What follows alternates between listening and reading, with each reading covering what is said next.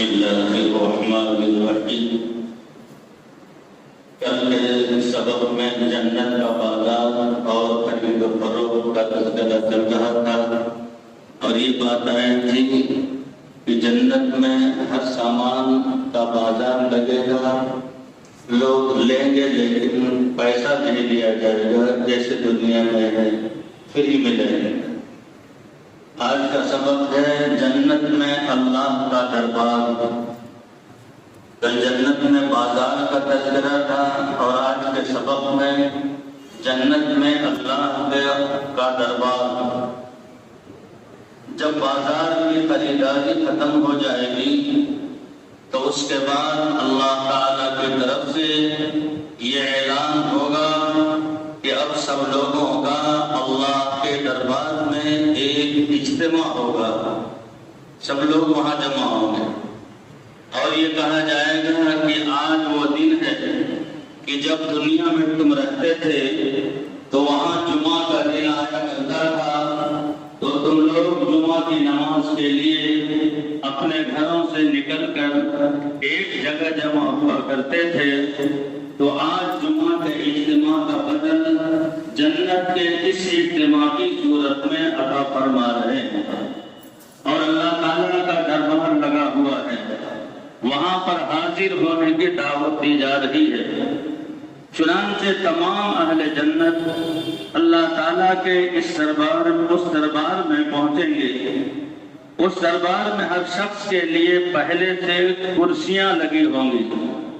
جیسے اور مجلسوں میں محفلوں میں کرسیاں لگائی جاتی ہیں، جنتیوں کے وہاں پہنچنے سے پہلے ہر طرف کرسی لگی ہوگی۔ کسی کی کرسی جواہر سے بنی ہوگی، کسی کی کرسی سونے سے بنی ہوگی، کسی کی کرسی موتیوں سے بنی ہوگی،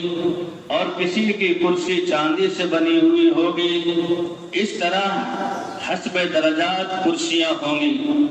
جو شخص جتنا اعلیٰ درجہ کا ہوگا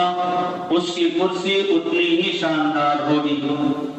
ان پر اہل جنت کو بٹھایا جائے گا، اور ہر شخص اپنی کرسی کو اتنا اچھا سمجھے گا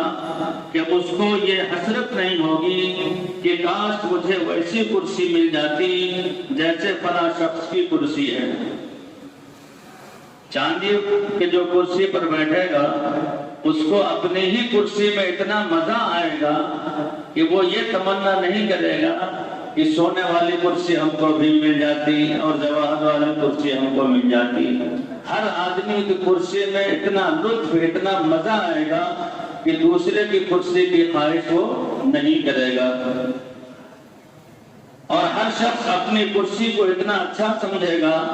کہ اس کو یہ حسرت نہیں ہوگی کہ کاش مجھے ویسی کرسی مل جاتی جیسے فلاں شخص کی کرسی ہے، کیونکہ اس جنت کے عالم میں غم اور حسرت کا کوئی تصور ہی نہیں ہے۔ جنت میں نہ کسی کو غم ہوگا، نہ ملال ہوگا، نہ حسرت ہوگی، نہ افسوس ہوگا، وہاں سب کو سرور اور آرام اور چین ہی ملے گا، اس لیے اس کو عمدہ کی خواہش ہی نہیں ہوگی۔ جنت میں جو سب سے کم رتبے کے لوگ ہوں گے ان کے لیے کرسیوں کے ارد گرد مشک اور عنبر کے ٹیلے ہوں گے، ان ٹیلوں پر ان کی نشستیں مقرر ہوں گی، اس پر ان کو بٹھایا جائے گا۔ جب سب اہل جنت اپنی نشستوں پر بیٹھ جائیں گے تو اس کے بعد دربار خداوندی کا آغاز اور شروعات اس طرح ہوگا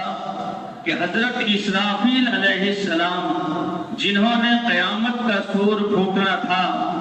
ان سے کہا جائے گا، اللہ تعالیٰ فرمائیں گے ایسے لحن میں اپنا کلام اور نغمہ سنوائیں گے کہ ساری دنیا کے لحن اور موسیقیاں اس کے سامنے ہیچ اور کمتر ہو جائیں گے۔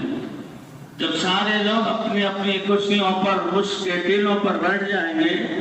تو اللہ تعالیٰ حضرت اسرافیل علیہ السلام سے فرمائیں گے، جو سور پھونکنے والا فرشتہ ہے، کہ آپ اپنا نغمہ سنائیے، اپنا اپنی آواز سنائیے، تو وہ نغمہ اور آواز سنائیں گے، وہ سننے کے بعد جنتی لوگ اتنا مست ہو جائیں گے جیسے دنیا میں کوئی نغمہ اور ایسا کوئی طرز سنا ہی نہیں ہے۔ اللہ تعالیٰ نے ایسی آواز بھی وہاں رکھی ہے کہ اس کو سننے کے بعد دنیا کی ساری آوازیں فیل ہو جائیں گی۔ یہ اللہ کے جنت کا دربار ہے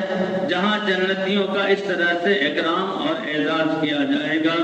انشاءاللہ آگے کا سبق کا آپ کے سامنے آئے گا۔